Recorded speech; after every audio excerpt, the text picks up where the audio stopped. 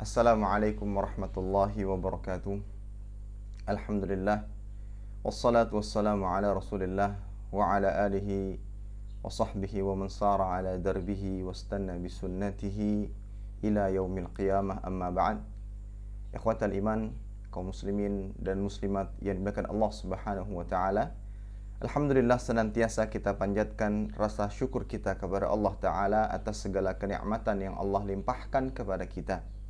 Salawat dan salam senantiasa kita haturkan kepada junjungan kita Nabi Muhammad sallallahu alaihi wasallam beserta kerabat beliau, para sahabat dan orang-orang yang senantiasa terus-menerus berada di jalannya sampai hari kiamat kelak. Ikhwatal iman, kaum muslimin dan muslimat yang dimuliakan Allah Subhanahu wa taala.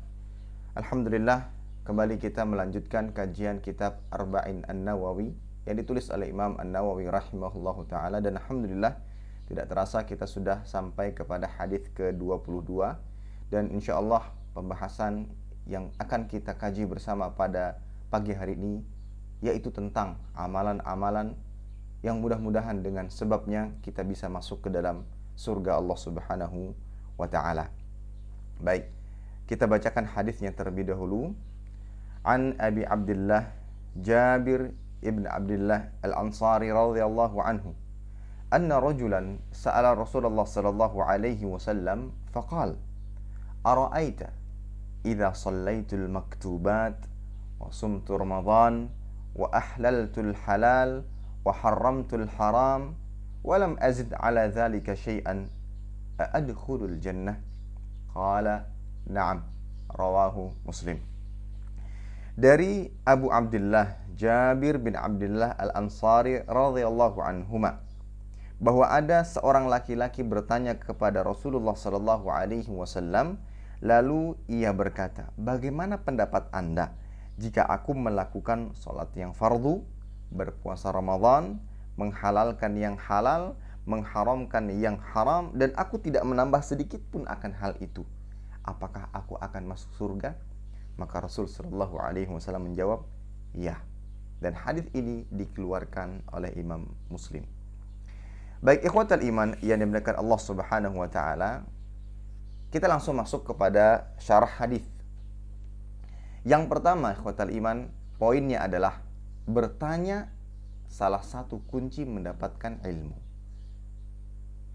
Nabi Muhammad SAW diutus untuk menjadi rahmat bagi seluruh umat manusia, menyelamatkan mereka dari segala macam kesesatan yang bisa menyeret manusia ke dalam neraka. Dan Nabi Muhammad SAW juga menuntun umat manusia ke jalan hidayah, petunjuk yang dapat menyampaikan mereka ke dalam surga.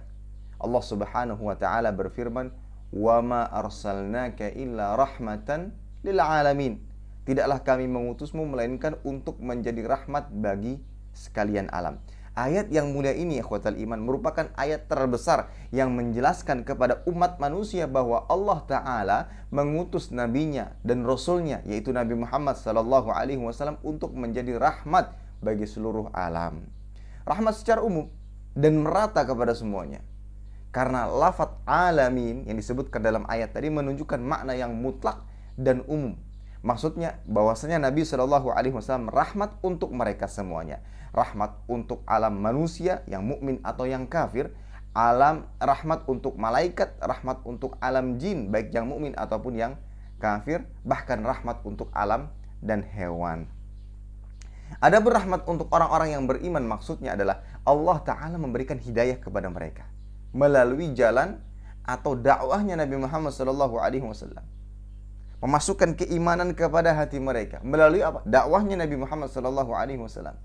Kemudian dengan itu mereka bisa meniti jalan-jalan yang bisa membawa mereka ke dalam surga Allah Ta'ala, mengerjakan sebab-sebab yang bisa membawa mereka ke dalam surga Allah Subhanahu wa Ta'ala. Ini rahmat bagi orang-orang yang beriman. Adapun bagi orang-orang yang kafir, yaitu Allah Subhanahu wa Ta'ala tidak mengadab mereka langsung semuanya di dunia, ya. Allah tidak membinasakan mereka secara langsung sebelum mereka mendustakan Nabi Muhammad SAW, sebelum mereka menolak dakwah Nabi SAW. Dan selama Nabi SAW masih ada di dunia mendakwahkan dan senantiasa terus ada kalimat Allah dalam arti senantiasa manusia diajak kepada kebenaran, maka di situ Allah Subhanahu wa taala belum mengazab dan membinasakan orang-orang kafir. Dan ini adalah rahmat Allah Subhanahu, rahmat diutusnya Nabi Muhammad sallallahu alaihi wasallam. Nah, ya ikhwatal iman, mengetahui akan hal ini, bahwa keberadaan Nabi sallallahu alaihi wasallam adalah sebuah rahmat, maka para sahabat radhiyallahu taala anhum ajmain memaksimalkan waktu mereka untuk apa? Untuk menimba ilmu. Untuk menimba ilmu, untuk bertanya kepada Nabi Muhammad sallallahu alaihi wasallam sebagai bekal mereka untuk menuju surga Allah taala. Nah, di sini yang kita maksud tadi, pada poinnya adalah bertanya adalah kunci mendapatkan ilmu agama. Salah satu kunci untuk mendapatkan ilmu agama. Dan para sahabat mengetahui akan bahwasanya Nabi Muhammad itu rahmat. Otomatis mereka berusaha semaksimal mungkin memaksimalkan waktu mereka, hari-hari mereka untuk apa? Untuk menimba ilmu agama. Baik. Para ulama mengatakan fal ilmu wasail yudraku biha. Ilmu itu memiliki wasilah-wasilah, beberapa metode yang dengan metode tersebut bisa mendapatkan ilmu tersebut. Min ahamiha as-su'al, dan di antara yang terpenting di antara wasail atau metode dalam menimba ilmu adalah bertanya. Maka dari itu disebutkan oleh Abdullah bin Mas'ud radhiyallahu anhu, qal ziyadatul ilm al-ibtigha wa darkul ilm as-su'al. Menambah ilmu itu bisa diperoleh dengan adanya ibtigha, keinginan. Wa darkul ilm, dan memperolehnya dengan banyak bertanya. Tentunya dengan pertanyaan-pertanyaan yang bermanfaat. Nah, wassahabah radhiyallahu anhum adrakul ilmi wasail minha. Dan para sahabat juga mendapatkan ilmu. Kalau kita lihat dari beberapa hadis-hadis yang ada, di antaranya hadis ini, mereka mendapatkan ilmu dengan metode apa? Di antaranya dengan bertanya. Ya, dengan bertanya, seperti yang dilakukan oleh sahabat ini. Disebutkan dari Ali bin Abi Thalib radhiyallahu anhu, qala wallahi ma nazalat ayah illa waqad alimtu fima unzilat wa aina unzilat wa inna rabbi wahaba li qalban uqulan wa lisanan su'ula. Kata Ali bin Abi Thalib radhiyallahu anhu, wallahi, demi Allah, tidaklah sebuah ayat turun kecuali aku telah mengetahuinya. Di mana dia diturunkan, pada siapa dia diturunkan, dan di mana dia diturunkan. Dan sesungguhnya Allah Ta'ala telah memberikan kepadaku hati yang senantiasa berakal, maksudnya senantiasa berusaha untuk terus belajar, wa lisanan su'ul, dan lisan yang senantiasa bertanya kepada hal-hal yang bermanfaat. Sehingga Ali bin Abi Thalib menjadi seorang yang alim. Ya.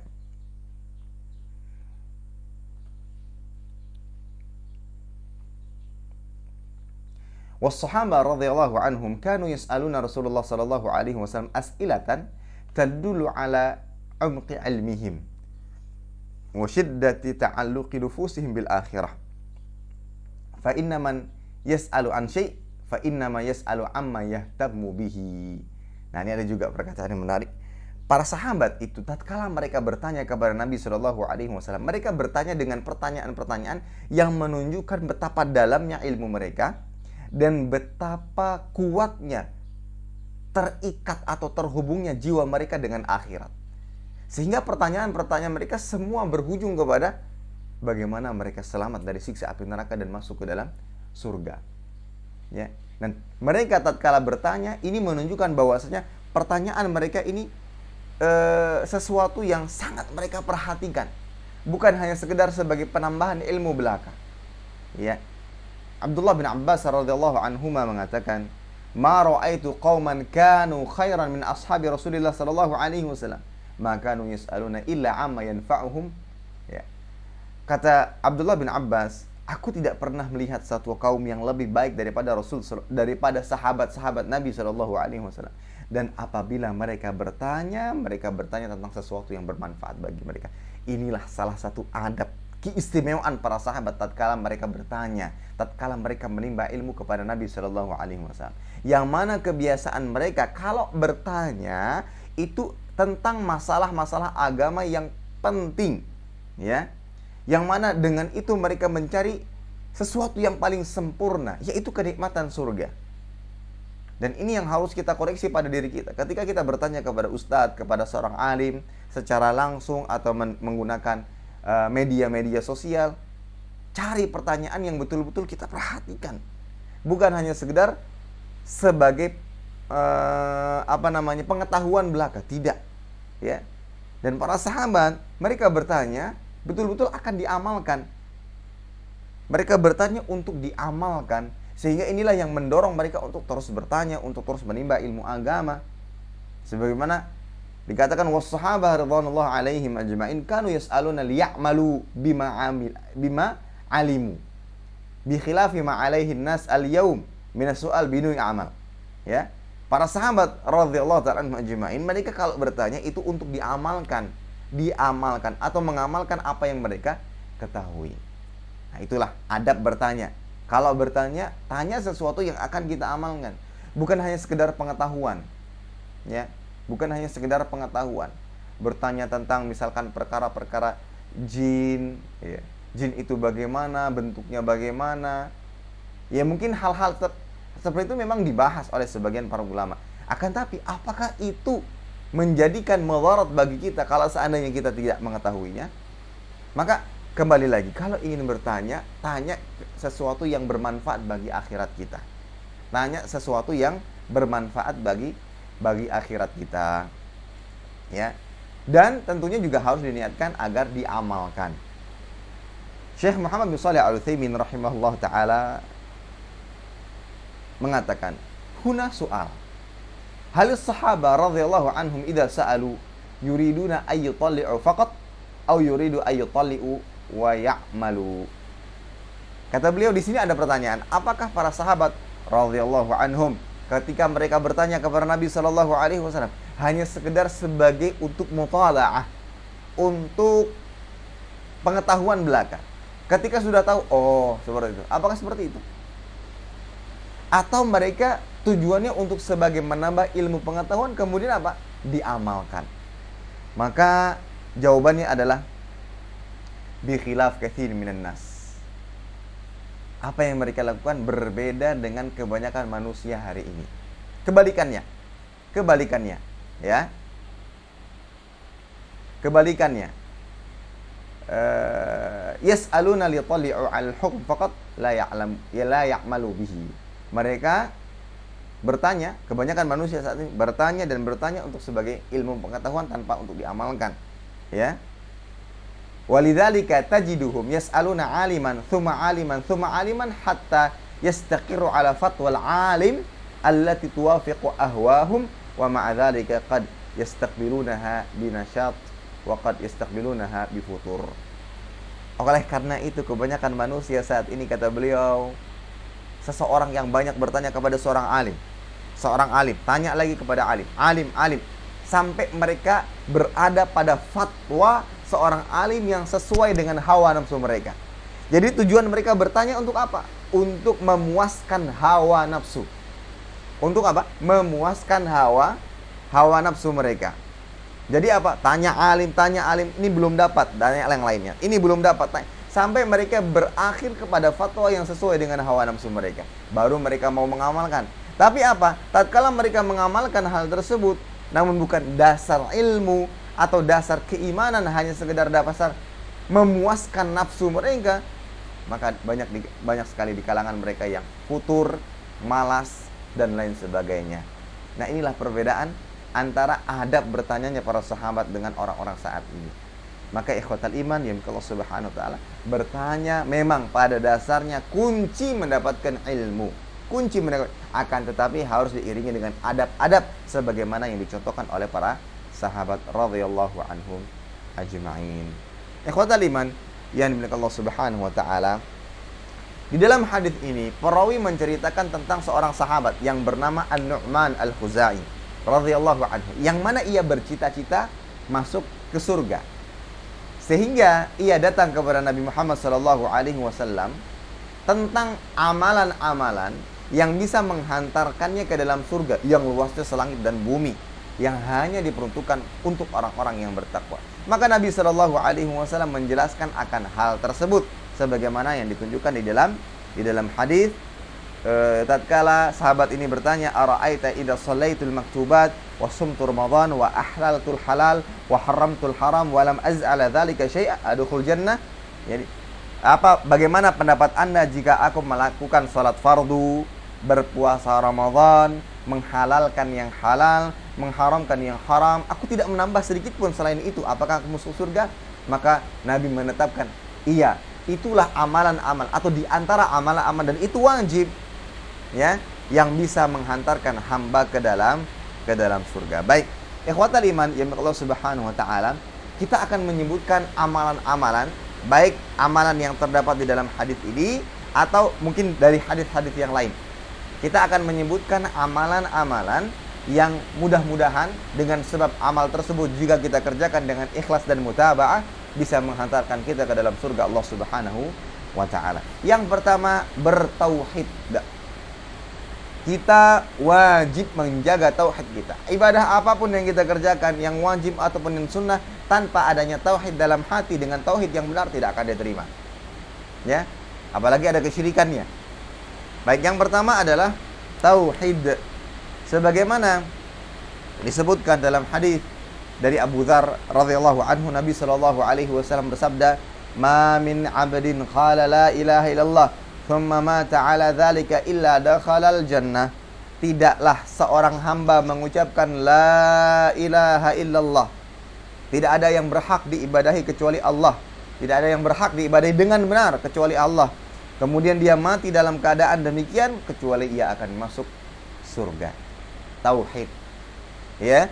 Ini adalah tauhid. Kemudian Abu Dzar bertanya, meskipun ia berzina dan mencuri? Maka Nabi menjawab, meskipun dia berzina dan mencuri. Beliau mengulanginya 3 kali, kemudian keempat kalinya beliau bersabda, meskipun Abu Dzar tidak menyukainya. Dalam arti tauhid bisa menyelamatkan hamba dari siksa api neraka, ya, dengan tauhidnya.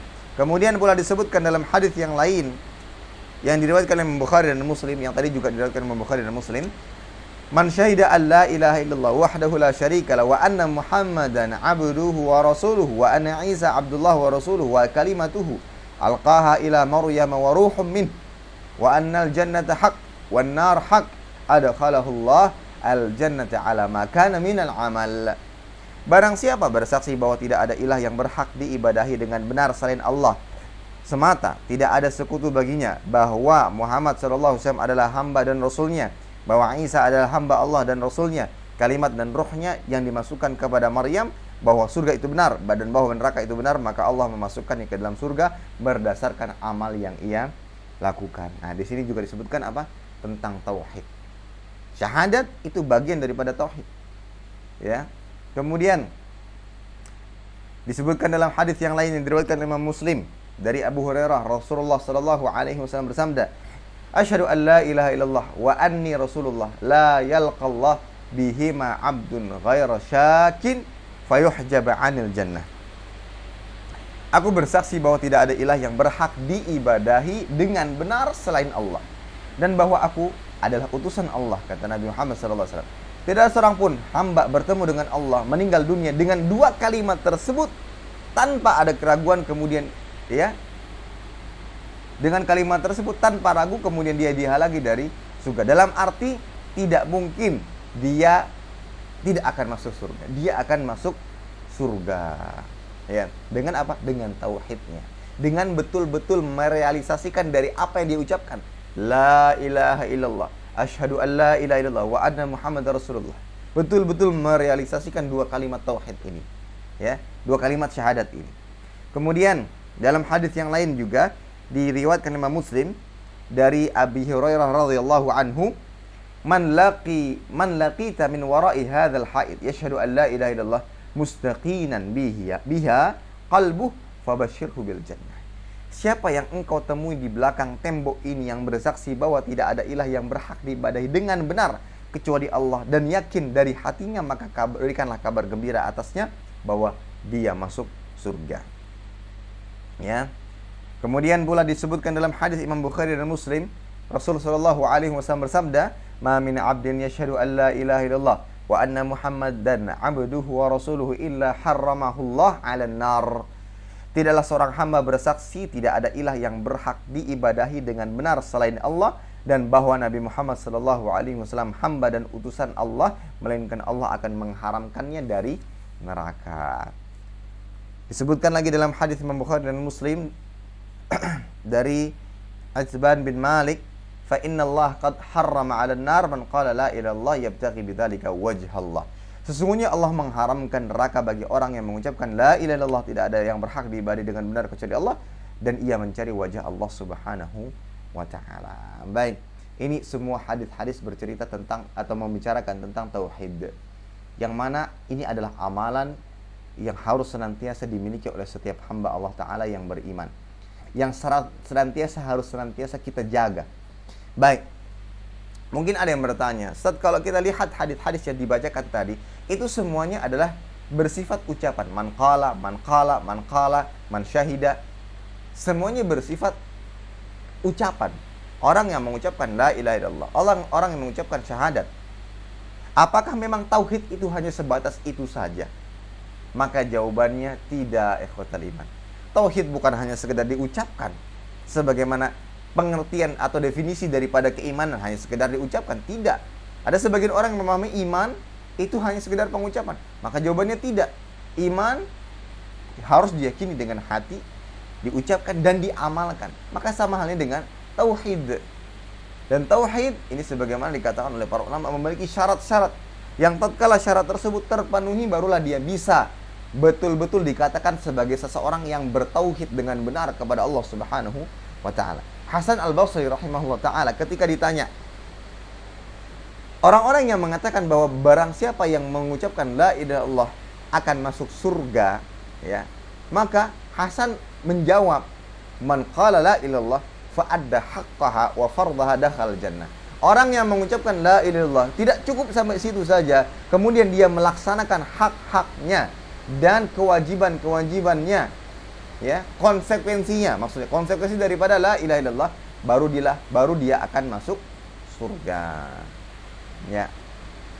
Kemudian Wahab bin Munabbih juga ditanya tentang kunci masuk surga, yaitu kalimat tauhid la ilaha illallah. Maka ia menjawab, bala, memang itu benar kalimat tauhid. Walakin ma min miftahin illa lahu asnan. Fa in ataita bi miftahin lahu asnan futihalak. Wa illa lam yuftah lak. Yushiru bil asnan ila syuruti la ilaha illallah al-wajib iltizamuha ala kulli mukallaf. Kata Wahab bin Munabbih, ya, benar, la ilaha illallah adalah kunci masuk surga. Akan tetapi kata beliau, kalau kita lihat kunci-kunci rumah atau kunci-kunci yang kita miliki saat ini yang ada, itu pasti memiliki gigi-giginya, yang mana tatkala kita membawa kunci yang memiliki gerigi tersebut, ada giginya, itu adalah kunci yang bisa membuka dan akan dibuka surga untuk kita. Akan tapi tatkala kita membawa kunci tanpa adanya gigi, tanpa adanya gerigi, maka tidak akan pernah dibuka. Nah, ini mengisyaratkan bahwasanya gerigi dari kunci tersebut adalah syarat-syarat la ilaha illallah yang wajib dipegang teguh oleh setiap mukallaf, setiap hamba. Nah, para ulama setelah mutala'ah, membaca dalil-dalil yang berbicara tentang tauhid, maka ditemukan ada 7 syarat la ilaha illallah yang bisa kita ringkas, yang bisa kita rangkum sebagai berikut. Yang pertama syaratnya adalah berilmu. Ya, berilmu yang mana merupakan kebalikan dari al-jahl atau kebodohan. Maksudnya apa? Dia memahami makna dan maksud. Dia mengetahui apa yang harus ditiadakan dan apa yang harus ditetapkan di balik daripada kalimat la ilaha illallah. Itu yang pertama yang dimaksud dengan syarat ilmu. Kemudian yang kedua, al-yaqin, yang menafikan keraguan, ya, yaitu orang yang mengikrarkannya, orang yang mengucapkan kalimat la ilaha illallah harus meyakini kandungan daripada kalimat tersebut, ya, tanpa ada keraguan sedikit pun, yakin bahwasanya ini adalah kalimat tauhid yang bisa membawa seorang hamba ke dalam surga dengan mengamalkan konsekuensinya. Kemudian yang ketiga, ikhlas, harus ikhlas, yang mana ini menafikan adanya keriaan. Yang mana seorang hamba tatkala beramal saleh, salah satu bentuk cara merealisasikan tauhidnya, dia membersihkan amal-amal tersebut dari segala debu-debu kesyirikan, sekecil apapun itu. Ya. Jangan sampai ia justru terjerumus ke dalam riya, yang mana riya itu bisa menafikan tauhid hamba.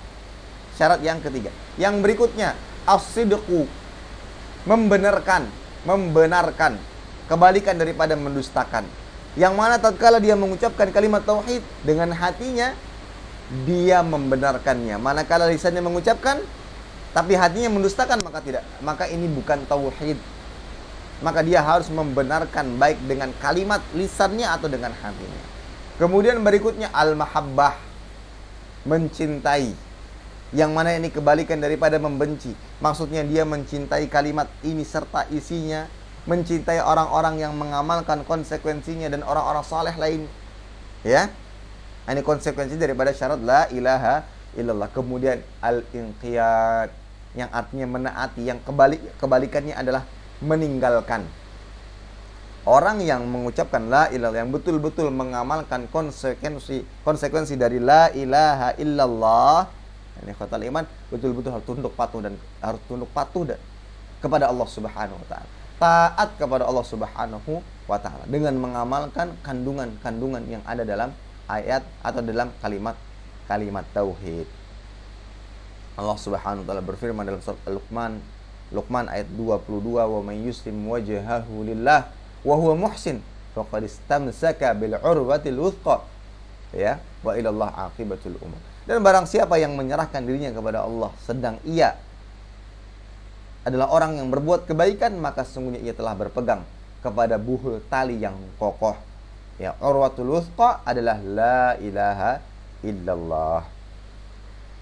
Kemudian berikutnya adalah al-qalb, al-qabulu, ya, al-qabulu yang artinya adalah menerima, kebalikan daripada menolak. Dalam arti dia betul-betul harus menerima dengan hatinya, dengan konsekuensi syahadat tersebut, menyembah Allah Ta'ala dan meninggalkan ibadah kepada selainnya. Ya, betul-betul menerima. Tatkala ada syariat agama, kita diperintahkan walaupun itu bertentangan keras dengan hawa nafsu kita, maka kita buang hawa nafsu kita tersebut dan kita hanya menjalankan apa yang diperintahkan Allah dengan lapang dada. Itulah konsekuensi daripada tauhid, yang bisa kita singkat dengan sebuah satu baris bait, ilmun yaqinun wa ikhlasun wa sidquka ma'a mahabbatin wa inqiyadin wal qabuli laha. Ilmu, yakin, ikhlas, jujur disertai dengan cinta, patuh dan menerima. Nah, inilah yang pertama, ikhwatal iman, ya. Tanpa ini semua amal yang lainnya percuma. Maka yang pertama, amalan yang pertama yang bisa menghantarkan hamba ke dalam surga adalah bertauhid.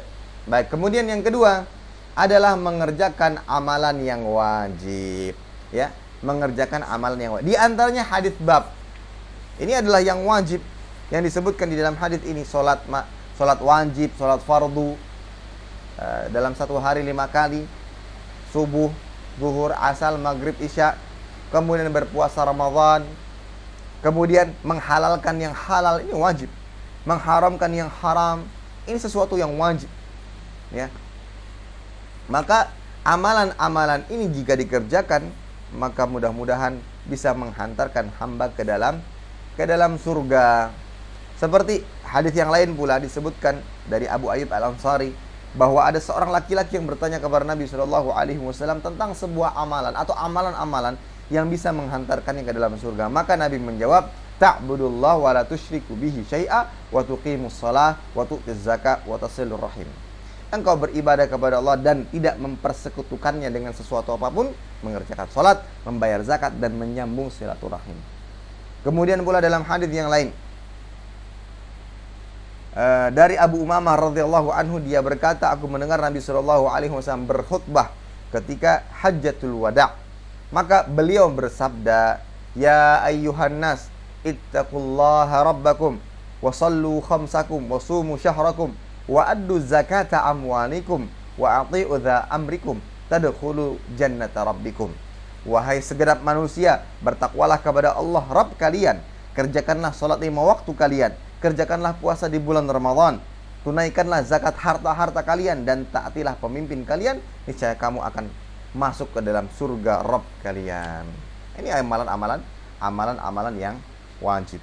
Begitu pula disebutkan dalam hadis yang diriwayatkan oleh Imam Bukhari dan Muslim dari Abu Hurairah radhiyallahu anhu, bahwasanya ada salah seorang Arabi, Arab Badui, yang datang kepada Nabi sallallahu alaihi wasallam. Faqal, kemudian dia bertanya, "Dullani ala amalin idza amiltuhu dakhaltu jannah." Wahai Rasul sallallahu alaihi wasallam, kata orang Arab ini, tunjukkanlah kepadaku amalan yang jika aku lakukan aku masuk surga. Maka Rasul sallallahu alaihi wasallam menjawab, ya, ta'budullah wa la tusyriku bi syai'. Engkau beribadah kepada Allah dan tidak menyekutukannya dengan sesuatu apapun. Ini tauhid yang pertama tadi. Wa tuqimus shalatal maktubah, engkau mendirikan salat yang wajib, salat 5 waktu. Wa tuaddiz zakatal mafruḍah, engkau menunaikan zakat yang wajib. Wa tasum Ramadan, dan engkau berpuasa, ya. Qal, kemudian Arab Badui tersebut setelah mendengar hal tersebut dari Nabi sallallahu alaihi wasallam, dia mengatakan, "Walladzi nafsi biyadi, la azidu ala hadza." Demi zat yang jiwaku berada di tangannya, aku tidak akan menambah amalan lain kecuali ini.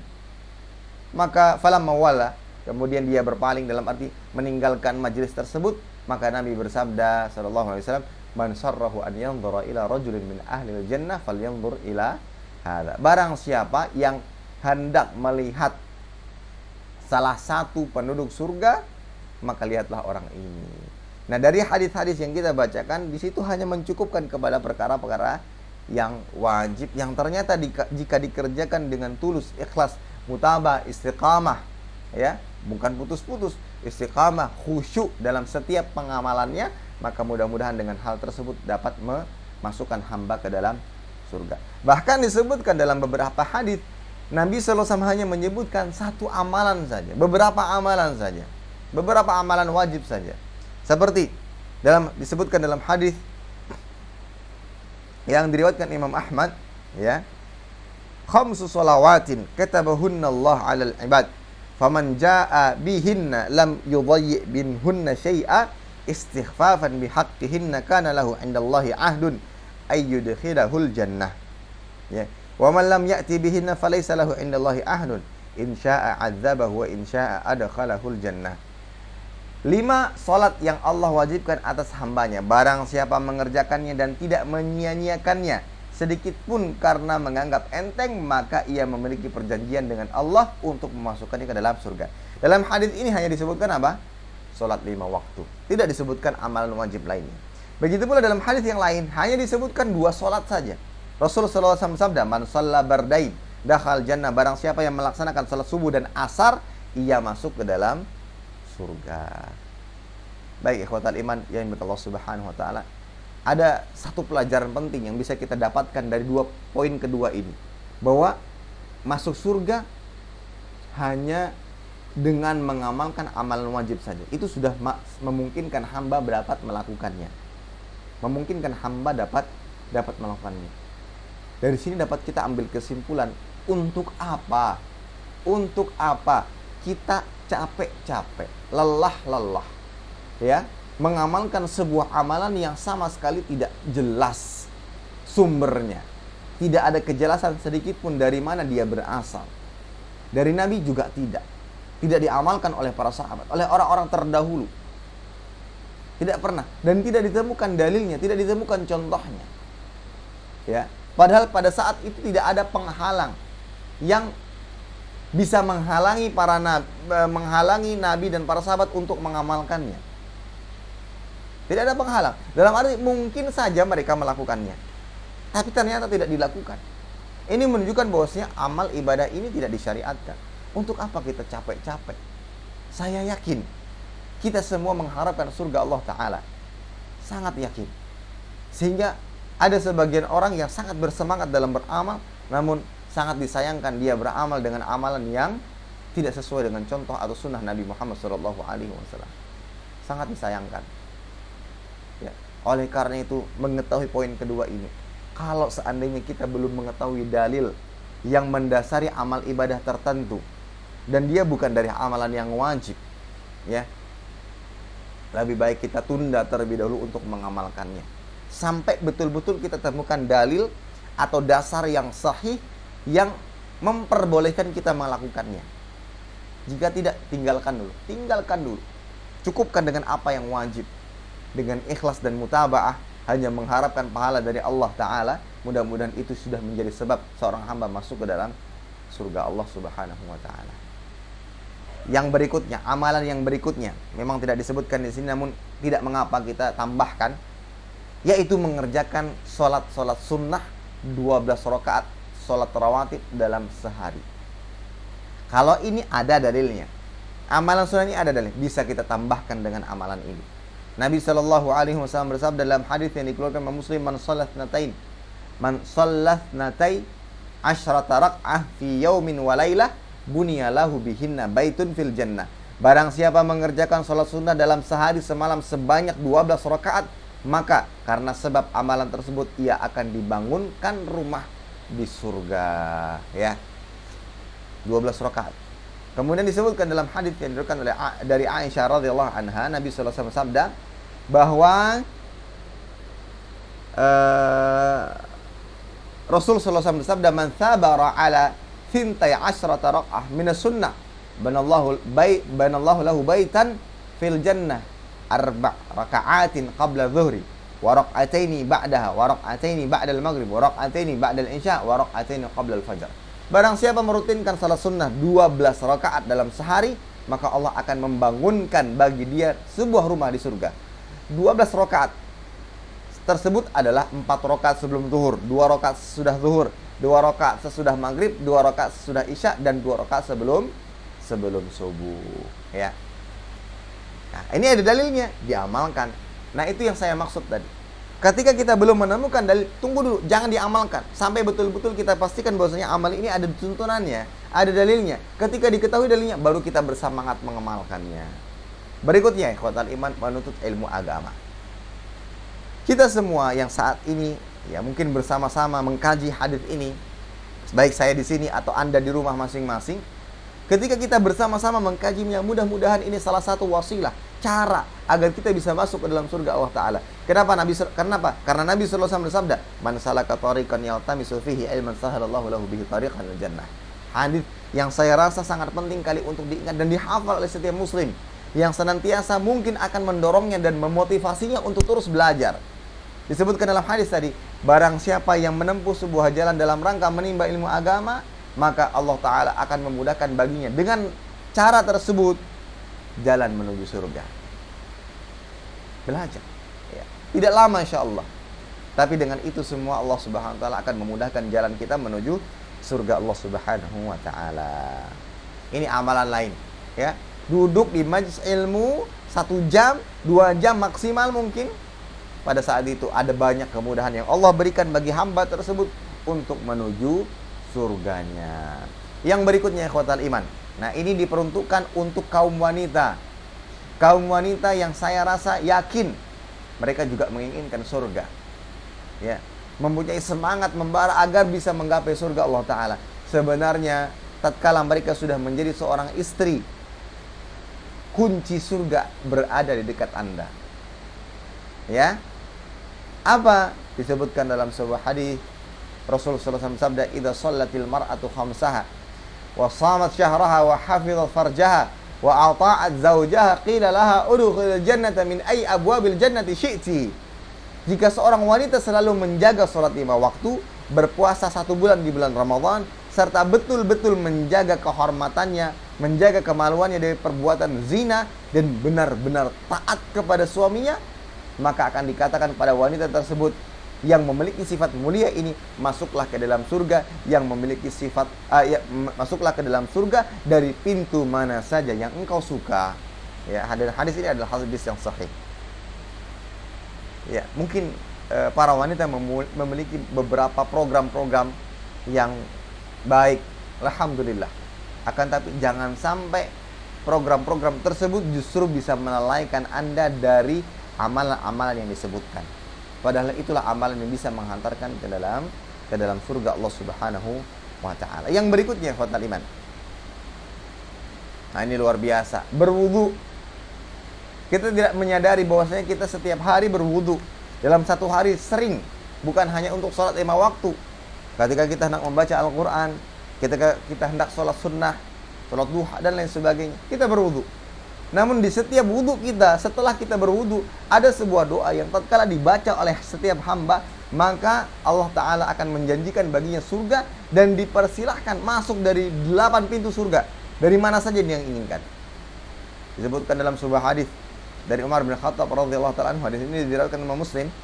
Rasulullah sallallahu alaihi wasallam bersabda, "Ma minkum min ahadin yatawaddau fayusbighul wudu, thumma yaqul asyhadu an la ilaha illallah wahdah la syarikalah wa anna Muhammadan abdullah wa rasuluhu illa futihat lahu abwabul jannati tsamaniyah yadkhulu min ayyiha sya." Tidaklah salah seorang di antara kalian berwudu dan mengucapkan atau dan menyempurnakan wudunya, kemudian mengucapkan tadi doa asyhadu alla ilaha illallah wahdahu la syarikalah wa anna Muhammadan abduhu wa rasuluh, apa balasannya kecuali Allah akan bukakan untuknya 8 pintu surga dan dia bisa memasukinya dari pintu mana saja yang dia suka. Subhanallah. Sering kita amalkan tapi sering kali kita abaikan. Makanya ini ikhwatal iman berkaitan dengan ada pembahasan kita dalam kajian singkat kitab Riyadhus Shalihin tentang menghadirkan niat. Ya, kita menghadirkan niat. Tatkala kita ingin mengamalkan sesuatu, kita hadirkan niat kita. Ini amalan apa? Kemudian ini untuk siapa? Kemudian ini dalam rangka apa? Nah, mungkin salah satu yang memotivasi kita atau lebih menjadikan hati kita ikhlas, tidak menginginkan pujian manusia, tidak menginginkan bagian dari dunia, adalah dengan mengetahui keutamaannya. Bahwa inilah yang kita inginkan. Di balik berwudu, setelah itu kita membaca doa setelah wudu, yang kita inginkan dari ini adalah surga Allah Subhanahu wa taala. Itu yang mungkin lebih memfokuskan hati kita agar lebih ikhlas dalam setiap amal ibadah kita. Yang pentingnya menimba ilmu tadi. Baik, yang berikutnya ikhwatal iman adalah meninggalkan perdebatan, meninggalkan dusta dan berakhlak mulia. Sebagaimana disebutkan dalam sebuah hadis, Rasul sallallahu alaihi wasallam bersabda, hadis dari Imam Abu Daud, "Ana za'imun bi baitin fi rabadil jannah liman tarakal mira wa in kana muhiqqa wa bi baitin fi wasatil jannah liman tarakal kadhiba wa in kana maziha wa baitin fi a'lal jannah liman hassana khuluqah." Aku memberi jaminan rumah di pinggiran surga bagi orang yang meninggalkan perdebatan walaupun dia orang yang benar. Aku memberikan jaminan rumah di tengah surga bagi orang yang meninggalkan kedustaan walaupun dalam bentuk candaan. Aku memberi jaminan rumah di surga yang tinggi bagi orang yang bagus akhlaknya. Dalam sebuah kehidupan, kita tidak lepas dari kehidupan sosial tentunya, yang seringkali kita akan beramal dengan yang mana di tengah-tengah tersebut terjadi perdebatan atau mungkin terjadi canda tawa yang ternyata itu adalah kedustaan, yang mana kita sering menunjukkan perilaku-perilaku kepada mereka yang terkadang melewati batas, melampaui batas. Maka perhatikan wahai orang-orang yang beriman, nasihat bagi diri saya pribadi dan semuanya, bahwa jangan sampai di tengah-tengah bermuamalah justru bisa menjauhkan kita dari surga. Kenapa? Di tengah-tengah muamalah itu ada di antaranya sebab yang bisa memasukkan kita dalam surga. Yang pertama, meninggalkan perdebatan. Ada debat, tinggalkan. Yang kedua, walaupun kita benar. Yang kedua, tinggalkan kedustaan. Yang ketiga, berusaha berakhlak mulia. Masuk surga dengan akhlak mulia, dan surganya adalah surga yang tertinggi sebagaimana yang telah disebutkan dalam hadis tadi. Kemudian ikhwatal iman yang berikutnya adalah, ini luar biasa, sangat sederhana namun bisa menghantarkan hamba ke dalam surga. Menyingkirkan gangguan di jalanan. Menyingkirkan gangguan di jalanan, ya. Disebutkan dalam sebuah hadis yang diriwayatkan oleh dengan sanad yang sahih, Rasulullah sallallahu alaihi wasallam bersabda, "Marra rajulun bi ghusni syajaratin ala dhahri tariqin faqala wallahi la unahhiyanna hadha 'anil muslimin la yu'dhihim fa udkhilal jannah." Ada seseorang yang melewati sebuah ranting pohon yang berada di atas jalan, lalu dia berkata, demi Allah aku akan menyingkirkannya dari kaum muslimin agar tidak mengganggu mereka. Maka dia pun dimasukkan ke dalam surga. Subhanallah. Gangguan apapun itu yang ada di tengah-tengah jalan, kita singkirkan, itu kesempatan, salah satu jalan kita menuju surga Allah Ta'ala. Maka jangan pernah abaikan, ada batu besar di jalan misalkan. Nah ini, tatkala kita lihat ini, dan tatkala kita ketahui ini akan mengganggu setiap orang yang lewat, ambil, singkirkan. Niatkan, ya Allah mudah-mudahan ini sebab saya masuk surga. Dengan rahmatmu, dengan keridhaanmu, ya Allah jadikan ini sebab saya masuk surga. Atau mungkin jalan yang sekarang mungkin karena curah hujan tinggi di area Banjarmasin, jalan rusak misalkan. Mungkin dengan semampu kita ambil batu-batu kerikil, kita timbun jalan yang lubang. Ya, dengan kemampuan kita, mudah-mudahan itu sebab kita masuk ke dalam surga dengan amalan ini. Agar orang-orang yang melewatinya tidak tidak celaka atau tidak terganggu dengan hal tersebut. Nah, itulah beberapa amalan ikhwatal iman yang dimuliakan Allah Subhanahu wa taala, yang mudah-mudahan tatkala kita mengamalkannya dengan ikhlas karena Allah Subhanahu wa taala bisa memasukkan kita ke dalam surga. Baik ikhwatal iman, ada peringatan.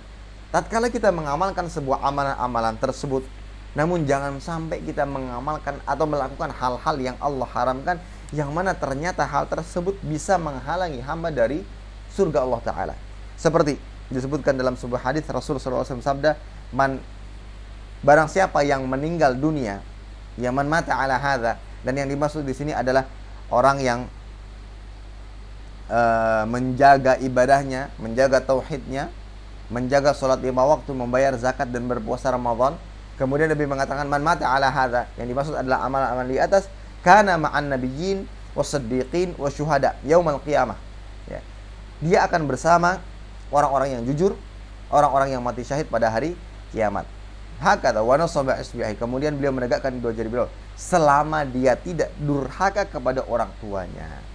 Nah, bisa jadi amalan yang dilarang, diharamkan itu bisa menjadi penghalang. Ada orang yang sholat dan segala macamnya, ibadah yang dilakukan, namun dia durhaka, maka itu bisa menjadi penghalangnya masuk ke dalam surga. Dalam hadis yang lain, la yadkhul jannah qati', tidak masuk surga seorang yang memutus silaturahmi. Dia mungkin banyak beramal, tapi dia memutus silaturahmi. Bisa jadi ini menjadi penghalang yang masuk ke dalam surga. Maka perlu kita ingat. Ya. Begitu pula dalam hadis yang lain, la yadkhul jannata man kana fi qalbihi mithqala dzarratin min kibr, tidak masuk surga seorang yang di dalam hatinya ada seberat dzarrah kesombongan. Mungkin dia beramal, tapi jangan sampai ada kesombongan, dan yang mana itu bisa jadi penghalangnya masuk ke dalam surga Allah Subhanahu wa taala. Baik ikhwatal iman yang dimuliakan Allah Subhanahu wa taala, disebutkan dalam hadis tadi bahwa sahabat mengatakan wa ahlaltul halal wa haramtul haram. Aku menghalalkan yang halal dan aku mengharamkan yang haram. Apa maksud dari ucapan tersebut? Baik. Ikhwatal iman yang dimuliakan Allah Subhanahu wa taala, menghalalkan yang halal maksudnya adalah meyakini kehalalannya. Ya. Maksudnya di sini adalah meyakini kehalalannya. Ya, meyakini kehalalannya dan berusaha mengamalkannya, dalam arti ya kita memakan hal-hal yang halal saja dan menjauhi dari yang hal-hal yang haram. Dan begitu pula yang dimaksud dengan mengharamkan yang haram adalah meyakini keharamannya dan menjauhinya. Nah itu. Jadi meyakini atau menghalalkan yang halal adalah meyakini akan kehalalan sesuatu dan melaksanakannya. Dan tatkala kita mendapatkan yang halal ya kita konsumsi, ya. Dan meyakini apa yang haram dengan cara mengharamkannya dan menjauhinya. Itulah yang dimaksud daripada dua kalimat tersebut. Ya, yang dimaksud daripada dua kalimat tersebut. Baik ikhwatal iman Allah Subhanahu wa taala, dan yang dimaksud dengan walam azid ala dzalika syai'an, dan aku tidak menambah sedikit pun daripada itu, apakah aku akan masuk surga. Nah, dari kalimat ini ikhwatal iman, ini sebenarnya sebuah dalil bahwa seseorang secara hukum boleh meninggalkan amalan-amalan yang dianjurkan. Amalan-amalan sunnah. Dalilnya apa Ustaz? Hadis ini, hadis bab, hadis ke-22. Tatkala sahabat tadi menyebutkan amalan-amalan yang wajib seperti sholat fardu, kemudian puasa Ramadan, menghalalkan yang halal dan mengharamkan yang haram, kemudian dia tidak menambah yang lainnya, dalam arti dia tinggalkan, maka ini sebenarnya adalah dalil yang mana seseorang boleh meninggalkan amalan-amalan yang sunnah. Begitu pula hadis-hadis yang lain yang telah kita sebutkan seperti Arab Badui tadi, ya. Walladzi nafsi biyadihi la azidu ala hadza, demi zat yang jiwaku berada di tangannya, aku tidak menambah kecuali daripada amalan ini. Dalam arti apa? Ada amalan-amalan sunnah yang boleh dalam arti amalan sunnah itu boleh ditinggalkan, ya. Akan tetapi ikhwatal iman yang Allah Subhanahu, bukan berarti hal ini menjadikan seseorang justru terus-menerus meninggalkan amalan sunnah. Tidak demikian. Memang ada kebolehan, tapi bukan berarti ini menjadi alasan seseorang meninggalkan amalan sunnah. Kenapa? Karena dia akan kehilangan keuntungan yang sangat besar, ikhwatal iman. Dia akan kehilangan keuntungan yang sangat besar. Dan inilah yang menjadi perbedaan besar antara orang-orang yang hidup di zaman dulu, kalangan salaf, yaitu para sahabat, dengan orang-orang sekarang. Orang-orang dulu itu bagaimana? As-salaf, as-salih, yaf'aluna sunnah li'annaha sunnah. Wa fi yaumina hadha taraku tutraku li'annaha sunnah. Ya. As-salafus salih yaf'aluna sunnah li'annaha sunnah, wa fi yaumina hadha tutraku li'annaha sunnah. Alasannya sebab sama, ya, karena dia cuma sunnah. Tapi bedanya apa? Orang-orang dahulu mengerjakan sunnah karena dia sunnah. Orang-orang sekarang meninggalkannya karena dia sunnah. Alasannya karena sama-sama sunnah, tapi yang dulu malah dikerjakan, yang sekarang malah ditinggalkan. Nah, inilah perbedaannya, ikhwatal iman. Maka sangatlah tidak patut bagi setiap hamba yang berusaha ingin menggapai surga Allah Ta'ala meninggalkan sunnah. Ya memang ada disebutkan, tadi kan disebutkan hadis-hadisnya. Ada yang satu hanya beramal bertauhid, sholat fardu, zakat wajib, puasa Ramadan, itu saja Ustaz dikerjakan. Yang lainnya enggak, dia masuk surga kok. Berarti saya juga bisa dong. Jawabannya adalah, apakah Anda menjamin ibadah wajib yang Anda kerjakan sempurna? Sahabat tadi yang disebutkan oleh Nabi dalam hadis-hadisnya, mungkin Nabi pada saat itu mendapatkan wahyu dari Allah yang menggambarkan bagaimana kelanjutan daripada sahabat yang bertanya, Arab yang bertanya tadi, yang mana ternyata Allah Ta'ala mengetahui bahwasanya orang tersebut betul-betul mengamalkannya dengan ikhlas, tulus, khusyuk. Apakah kita memiliki jaminan hal tersebut? Maka oleh karena itu kita membutuhkan untuk mengamalkan amalan sunnah. Kita perlu amalan sunnah. Apa keutamaannya, ikhwatal iman? Yang pertama, karena kita penuh dengan segala macam kekurangan, menyempurnakan kekurangan dalam pelaksanaan ibadah wajib. Kita mengerjakan yang wajib. Tapi apa? Bisa jadi banyak kekurangan yang ada di dalamnya, ya. Bisa jadi banyak sekali kekurangan-kekurangan yang ada di dalamnya. Yang mana hal ini tentunya kita berusaha untuk menghindarinya. Maka dengan cara apa? Kita tutupi dengan ibadah wajib. Disebutkan dalam sebuah hadis yang diriwayatkan Imam At-Tirmidzi, inna awwala ma yuhasabu bihi al-'abdu yaumal qiyamah min 'amalihi salatuh. Fa in saluhat faqad aflaha wa najah wa anjah. Wa in fasadat faqad khaba wa khasir. Fa in intaqasa min faridatihi syai' qala ar-rabb 'azza wa jalla unzuru hal li'abdi min tatawwu'in fayukammal biha man taqasa min al-faridah thumma yakunu sa'iru 'amali 'ala dzalik. Sesungguhnya perkara pertama kali yang dihisab pada hari kiamat dari amal seorang hamba adalah salat. Jika salatnya baik, maka sungguh dia beruntung dan selamat. Dan jika salatnya buruk, maka sungguh dia akan celaka dan merugi. Jika terdapat suatu kekurangan pada salat wajibnya, maka Allah Ta'ala akan berkata dan berfirman kepada para malaikatnya, periksalah apakah hambaku ini memiliki amalan sunnah yang bisa menyempurnakan ibadah wajibnya yang kurang. Maka hal tersebut pun akan diperlakukan kepada amalan-amalan yang lainnya. Dari sini dapat kita simpulkan bahwa amalan sunnah sangat kita perlukan, ya ikhwatal iman. Kita tidak menjamin bahwasanya ibadah wajib yang kita kerjakan setiap harinya itu sempurna. Tidak ada yang menjamin hal tersebut. Bisa jadi kita kurang ikhlas, bisa jadi kurang khusyuk, bisa jadi tata cara ibadahnya ada yang kurang dan segala macamnya, ya, maka kita sempurnakan dengan ibadah-ibadah sunnah. Maka jangan pernah mencukupi. Memang cukup dengan amal ibadah wajib itu sudah bisa menghantarkan hamba ke dalam surga. Memang itu kenyataannya. Tapi kita berkaca dan bercermin kepada pribadi kita sendiri. Apakah memang sudah cukup untuk diri kita sendiri? Kita tidak berbicara dengan orang lain. Mungkin ada orang yang mampu melakukan hal tersebut. Tapi untuk diri kita sendiri, apakah cukup?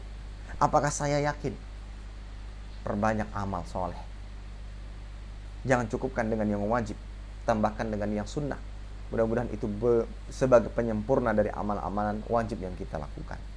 Baik, di antara keutamaan lain dari amalan sunnah yang dikerjakan adalah iman, mendatangkan cinta Allah Ta'ala Sang Rahman, ya, sehingga dia akan menjadi wali dan kekasih yang dipilihnya. Sebagaimana Allah Ta'ala